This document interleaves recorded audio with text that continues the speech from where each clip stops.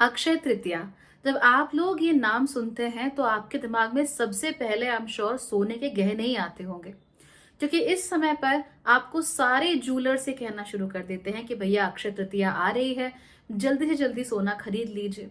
बहुत सारे जूलर्स हैं, जैसे आपके फैमिली जूलर हैं या ऐसा कुछ है जिनके साथ आप रेगुलरली डील करते हो, उनके कॉल्स या मैसेजेस आपको आने शुरू हो गए। अखबारों में आपने देखना शुरू कर दिया होगा कि अक्षय तृतीया आ गई है तो चलो कुछ गहना खरीदते हैं एंड ऑल दैट। तो ये जो अक्षय तृतीया है, इसको हम जनरली आजकल के जमाने में जोड़कर देखते हैं सोना या गहनों के साथ। लेकिन अक्षय तृतीया का पूरा मतलब ये नहीं होता। तो क्या है अक्षय तृतीया का मतलब? ये कैसा त्योहार है, इसे कैसे मनाया जाता है और उसका सिग्निफिकेंस क्या है, वो सारी बातें जानेंगे आज के वीडियो में। नमस्ते, भाग्यश्री धर्म में आप लोगों का फिर से स्वागत है। यहाँ पर हम भारतीय धर्म और दर्शन की बात करते हैं। हम कोशिश करते हैं ये जानने की कि इंडियन फिलॉसफी आखिर है क्या, और उसको हम सिंपलेस्ट तरीके से आप लोगों तक पहुंचाने की कोशिश कर रहे हैं, बिना किसी आडंबर के, बिना किसी बड़ी बड़ी बात के, ताकि सभी को समझ आ सके। आप स्कूल के बच्चे भी हो ना, तो भी आपको समझ में आ जाएगा। और बातें ऐसी हैं और इस तरीके से बताई गई हैं कि आपको जिंदगी भर याद भी रहेगा। आज हम बात करने वाले हैं अक्षय तृतीया की। अक्षय तृतीया का मतलब क्या होता है, पहले वो देख लेते हैं। तृतीया बहुत ही सिंपल है, यानी तीसरी तिथि।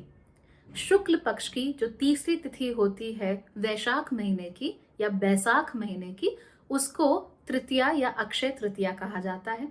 इसमें अक्षय तृतीया क्यों ऐड हुआ?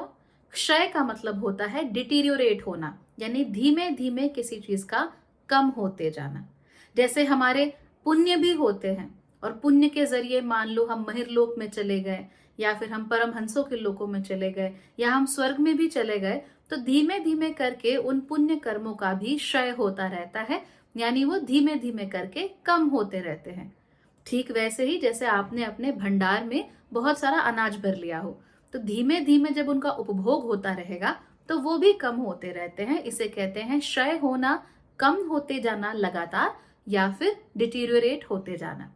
और अक्षय का मतलब ये होता है कोई ऐसी चीज जो कभी कम नहीं होने वाली है, जो कभी अपना जो नंबर है या जो क्वांटिटी है उसकी कभी कम नहीं होगी। तो अक्षय तृतीया का मतलब होता है वो दिन जिस दिन आप जो काम करें उसका कभी क्षय नहीं होगा, वो कभी डिटेरियोरेट नहीं होगा, उसमें कभी कमी नहीं आएगी, उल्टा उसमें दिनों दिन वृद्धि होती चली जाएगी। चलिए वो सब तो ठीक है कि अक्षय है, कोई चीज डिटेरियोरेट नहीं होगी। गहने क्यों खरीदते हैं? इसलिए खरीदते हैं क्योंकि चाहे भारतीय लोग हों, और खास तौर पे भारतीय लोग इसलिए खरीदते हैं क्योंकि भारत में गहना एक एसेट माना जाता है, और ये एसेट का स्त्रियों के पास होना और भी उपयोगी माना जाता है। दरअसल पुराने जमाने से ये रीत चली आ रही है कि पुरुषों का धन कहा जाता था उनके पिता के द्वारा कमाई हुई जमीन को। उनके पास अगर कैटल होते थे, यानी भेड़ बकरियां होती थी, गायें होती थी, उनको उनका धन माना जाता था। लेकिन एक और कॉन्सेप्ट था जिसे कहते थे स्त्री धन। स्त्री धन यानी कि वो चीजें जो केवल स्त्रियों की हैं और जो केवल स्त्रियों के थ्रू इनहेरिटेंस में जाती हैं, यानी कि उसमें सबसे बड़ी जो चीज थी वो थी स्त्रियों के गहने, या वो कपड़े, मान लीजिए सिल्क के कपड़े हैं, या फिर कोई पैसे जो उन्हें अपने पिता के द्वारा मिलते हैं, या उन्हें अपने पति के द्वारा मिलते हैं, भाइयों के द्वारा मिलते हैं, या बेटों के द्वारा मिलते हैं, या फिर जिसका उपार्जन वो खुद करती हैं। अब आप जानते ही हैं कि बहुत पुराने जमाने में स्त्रियां यूजुअली अपना धन उपार्जित नहीं करती थी। तो ऐसे में जो भी उन्हें अपने पिता से, माँ से, भाई बहनों से, संबंधियों से मिलता है उसको हम स्त्री धन कहते हैं। और उस स्त्री धन में ज्यादातर जो चीज होती थी वो गहना होता था। तो ये गहना जो है वो स्त्री के लिए उसका धन है, उसका सबसे बड़ा एसेट है, और इसी को वो होल्ड भी करती है, और इसी को वो अपनी बेटी और बहुओं को भी देती है। यानी देखा जाए तो एक ऐसी चीज, एक ऐसा इनहेरिटेंस जो कि पीढ़ी दर पीढ़ी महिलाओं में ट्रांसफर होता जा रहा है। और जो जमीन है या जो कैटल है वो पीढ़ी दर पीढ़ी पुरुषों में ट्रांसफर होता जा रहा है। तो इस तरीके का एक इनहेरिटेंस का अनटोल्ड सिस्टम हमारे यहाँ हमेशा से चलता आ रहा है। अब ऐसे में किसी भी व्यक्ति का अगर वो ये चाहता है कि उसके घर में प्रॉस्पेरिटी हो, तो उसके लिए कुछ चीजों पर काम करना जरूरी होता है। सबसे पहले एक गृहस्थ का धर्म होता है कि वो इतना कमाए कि उसकी कमाई से उसके घर का जो भंडार है वो हमेशा भरा रहे। और भंडार भरे होने का मतलब ये है कि जितना वो और उसका परिवार खाना चाहे उतना हो, अगर कोई अचानक से मेहमान आ जाए तो उसके लिए भी हो। और इसके साथ साथ ही चौमास जब आता है, चौमास यानी वो 4 महीने का पीरियड बरसातों का, जिसमें कोई धान्य नहीं उगता, जिसमें कोई खेती बाड़ी ज्यादा नहीं होती, तो उस समय पर भी पूरा रहे। और इसीलिए आपको अक्षय से एक चीज याद आती होगी, अक्षय पात्र। ये जो अक्षय पात्र था ये द्रौपदी के पास था। ये जो द्रौपदी का अक्षय पात्र था ये उन्हें भगवान सूर्य ने दिया था, ताकि वो जब वनवास कर रही हैं तो अपना और अपने पतियों का पेट पाल सके। क्योंकि वन में आप जानते ही हैं कि आपको कंद मूल के अलावा कुछ नहीं खाने को मिलता है। ऐसे में आपकी फूड सप्लाई अनस्टेबल है, और जहां कहीं पर भी फूड सप्लाई अनस्टेबल होती है वहां पर मनुष्यों का रह पाना आसान नहीं होता है। इसीलिए आपने देखा होगा कि भारत की भी सबसे बड़ी पॉपुलेशन जो है वो इंडो गैंगेटिक प्लेन्स में रहती है, यानी गंगा नदी के आसपास का जो पूरा हिस्सा है वहां पर भारत की सबसे ज्यादा पॉपुलेशन है। इसीलिए क्योंकि ये नदी इतने बड़े भूभाग में लोगों का पेट भर सकती है, उन्हें पानी के साथ साथ इरिगेशन के लिए भी वाटर सप्लाई प्रोवाइड कर सकती है, इसलिए ज्यादातर लोग यहाँ रहते हैं। और इसके अलावा भी आप देखेंगे कि जितनी भी बड़ी बड़ी पॉपुलेशंस हुई हैं या जितनी भी बड़ी बड़ी सभ्यताएं हुई हैं वो हमेशा नदियों के आसपास ही हुई हैं। क्योंकि जब भी नदी आसपास होती है तो नदियों से वन होते हैं, वनस्पतियां होती हैं, जड़ी बूटियां होते हैं, और वहीं पर खेती भी हो सकती है। यानी कि स्टेबल सप्लाईज जो होती हैं वो हमेशा आपको कहाँ से मिलेंगी? नदियों के आसपास ही मिलेंगी। और जहां स्टेबल सप्लाईज होती हैं वहीं पर आप अपना और अपने परिवार का भरण पोषण कर सकते हो, वहीं पर आप गृहस्थ का धर्म निभा सकते हो। अब भंडार तो भर गए, सबके लिए खाना पीना भी पूरा हो गया, ऑल गुड। इसके बाद किसी व्यक्ति को गहना जोड़ना है। वो जो गहना है वो उसकी स्त्री को दिया जाता है, उसकी पत्नी को दिया जाता है। वो चाहे तो ये गहना अपनी माँ को भी दे सकता है, बहन को भी दे सकता है, बेटी को भी दे सकता है। तो अपने परिवार में स्त्रियों के पास जो गहना है वो बताता है कि आपके परिवार में प्रॉस्पेरिटी कितनी है, यानी कि आपके पास सुख समृद्धि कितनी ज्यादा है। तो सबसे पहले आपने अपना भरण पोषण किया। आप खेती बाड़ी करते हो तो बैलों को खिलाना पड़ेगा, गायों को खिलाना पड़ेगा। उतना कुछ करने के बाद आपके घर में इतना आ रहा है कि आपका भी पेट भर रहा है, आपके मेहमानों का भी पेट भर रहा है, और चौमास के समय पर भी आपके पास पूरा भंडार सुरक्षित है। यानी कि already you are in a very stable condition. अगर इसके बाद आपके पास पैसा आता है तो आप अपने स्टेटस के लिए या फिर आप अपनी संपन्नता के लिए क्या करते हैं? घर में गहना लाते हैं। बिकॉज गहने के डुअल रोल्स हो जाते हैं, एक तो वो स्त्री धन हो जाता है, दूसरी चीज वो दिखने के भी काम आता है, सबको नजर भी आता है कि आपके पास कितना है। तो संपन्नता का एक तरीके से उसे इंडिकेटर कह सकते हैं कि जहां संपन्नता होगी वहां डेफिनेटली लोगों ने सोने के गहने, और स्त्रियों ने खास तौर पे सोने के गहने बहुत ज्यादा पहने हुए होंगे। तो जैसा कि मैंने कहा, संपन्नता का इंडिकेटर या संपन्नता का एक कारक आप गहनों को कह सकते हैं। और ये गहने यूजुअली तभी आएंगे जब आप पहले से अपने भंडार को और अपने जो पशु हैं या आपकी जो जमीन है उस पर आप पूरा काम कर लोगे। तो टेक्निकली कहने का मतलब क्या है कि अब आपके पास एक तरीके से लग्जरी गाड़ी है ना? एक ऐसी लग्जरी कार जिसे आप अफोर्ड कर सकते हो, जिसका तेल आप अफोर्ड कर सकते हो। बिकॉज बहुत सारी इंपोर्टेड लग्जरी गाड़ियां ऐसी होती है जिनका तेल तक सामान्य तेल नहीं होता, और उनका अपकीप भी बहुत महंगा होता है। तो उस जमाने में वो गहना ये काम करता था, ये दिखाने का कि हाँ, हमारे पास इतना है कि हमारे घर की जो स्त्रियां हैं वो अपने आप को गहनों से सुशोभित कर सके, अच्छे तरीके से सुशोभित कर सके। ठीक, तो एक तरीके से गहना क्या है? संपन्नता की निशानी है। दूसरी ओर गहने जुड़े हुए होते हैं सोने के साथ, और सोना जुड़ा हुआ होता है जुपिटर के साथ। और जुपिटर भी हमारे जिंदगी में संपन्नता की बात करता है। वो हमारे जीवन में जो एक खुशनुमा एक माहौल बनता है उसकी बात करता है। वी आर प्रॉस्परस, ये जुपिटर दिखाता है। और उसका जो भोग है गहने के रूप में, उसको शुक्र यानी कि वीनस दिखाता है। तो ये हो गया टोटल अक्षय तृतीया। इसीलिए लोग ये प्रेफर करते हैं कि अक्षय तृतीया के दिन वो गहने खरीदें। गहने खरीदेंगे यानी टेक्निकली प्रॉस्पेरिटी अपने घर में लाएंगे, यानी टेक्निकली वो इस दिन ऐसी चीज अपने घर में आएंगे जिसका क्षय नहीं हो सकता, जो डिटीरियोरेट नहीं हो सकती। ऐसी संपन्नता लाएंगे जो डिटीरियोरेट नहीं हो सकती। तो गहने खरीदने हैं, nothing wrong with that, it's totally fine. और इसमें कुछ भी गलत नहीं है। हालांकि अक्षय तृतीया में केवल गहने ही खरीदे ये तो कोई बात नहीं हुई। अक्षय तृतीया के दिन आप और बहुत सारे काम कर सकते हैं। तो अगर आप घर में प्रॉस्पेरिटी लाना चाहते हैं, संपन्नता लाना चाहते हैं, तो आप गहना खरीद सकते हैं। बट रिमेंबर, ये गहना हमेशा डिस्पोजेबल इनकम का होता है।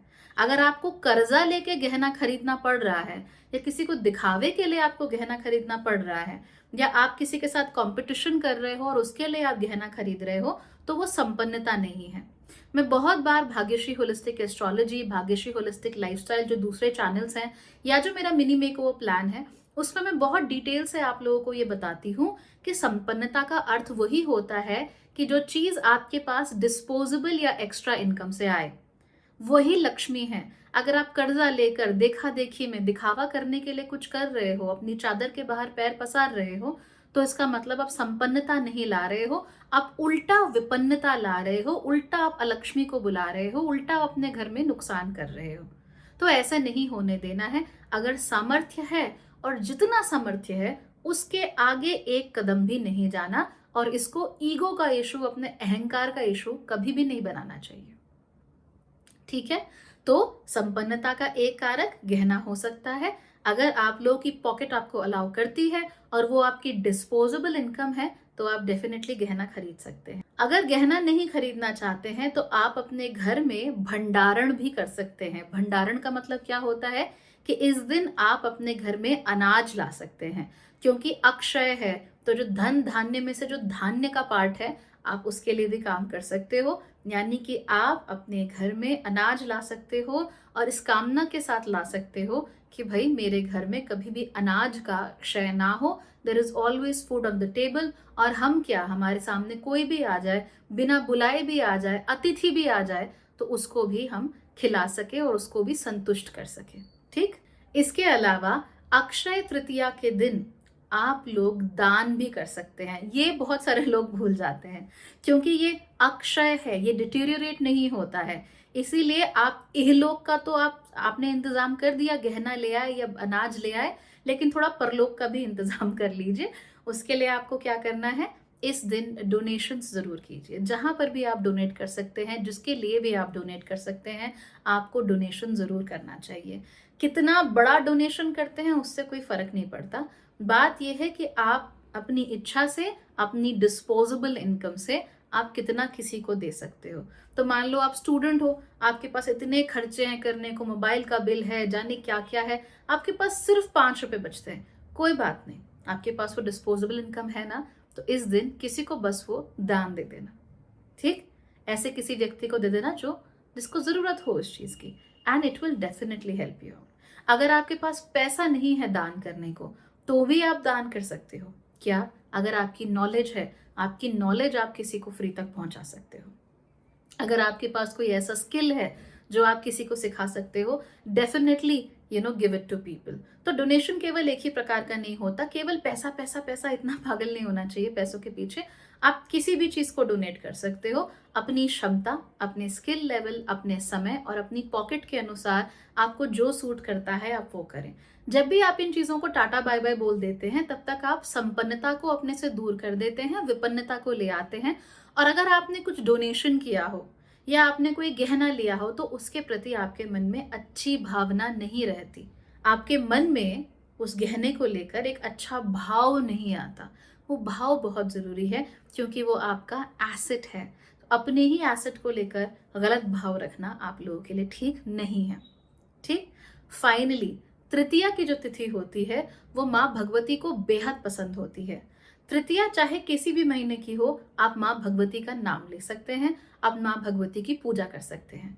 अगर आप और किसी भी तरीके से विपन्न हो, आपके पास डोनेशन करने के लिए पैसा नहीं है, आपके पास सिखाने के लिए स्किल नहीं है, आप बहुत बड़े लेवल पर भंडारण नहीं कर सकते, आप 20-25 किलो आटा चावल नहीं ला सकते, या फिर आप गहने नहीं ले सकते, कोई बात नहीं, कोई फर्क नहीं पड़ता। आप इस दिन केवल पूरे दिल से, सच्चे मन से, क्योंकि तृतीया की तिथि है, इसलिए सच्चे मन से आप माँ को याद कीजिए, माँ भगवती का नाम लीजिए, और माँ भगवती से आपको जो मिला है आज तक, कुछ भी हो, चाहे अच्छा परिवार मिला हो, सुखी आप लोग रहते हो, पैसा हो ना हो लेकिन आप लड़ते झगड़ते ना हो, शांति हो आप लोगों के मन में, आपके घर में, उसके लिए माँ का धन्यवाद दीजिए और उनके आगे हाथ जोड़कर अगर आपकी कोई इच्छा है, आपको लगता है कि आपको ये पाना चाहिए, आप इसके हकदार हैं, तो आप माँ से ज़रूर कहिए और मुझे पूरी उम्मीद है कि अगर आपके कर्मों के साथ आपकी इच्छा अलाइन करती है, तो माँ आपकी उन इच्छाओं को ज़रूर पूरा कर देगी और ज़्यादा समय भी नहीं लेंगी। तो डरने, घबराने, परेशान होने वाली कोई बात नहीं है। अपने अंदर एक एक फ़ियर होता है ना कि मैं मिस आउट कर जाऊँगी या मिस आउट कर जाऊँगा, बाबा मैंने इस बारी गहने ले लिया, ये सब करने की कोई ज़रूरत नहीं है। हमारे ट्रेडिशंस आपको परेशान करने के लिए और out of your pocket excessive खर्चा करने के लिए नहीं बनाए गए हैं। हमारे ट्रेडिशंस अपने एक बहुत गहरे एसोटेरिक मीनिंग के साथ आते हैं। अगर आप वो समझ जाते हैं उस चीज़ को, तो आपको कभी भी समस्या नहीं होगी जीवन में, चाहे पैसा आपके पास कितना भी हो। और अगर आप नहीं समझते हैं, तो चाहे आप मिडिल क्लास हो, चाहे आप अपर क्लास हो, चाहे आप हाइपर रिच हो, आप हमेशा चीज़ों के पीछे भागते चले जाएँगे और उसका रिज़ल्ट जो है, तो इवेंचुअली क्या आता है? शून्य, जिसका इजाद कहाँ हुआ था? भारत में ही। तो इन चीज़ों का ख़्याल रखिए, अपना ख़्याल रखिए। आगे भी मैं आपको ऐसे ही व्रत त्योहारों के बारे में और बहुत सारी चीज़ें बताती रहूँगी, तो इसका भी ध्यान रखिए। Thank you for watching. Take care.